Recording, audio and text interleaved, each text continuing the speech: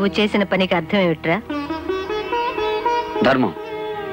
శ్రీరామచంద్రుడు ఆచరించిన హైందవ ధర్మం.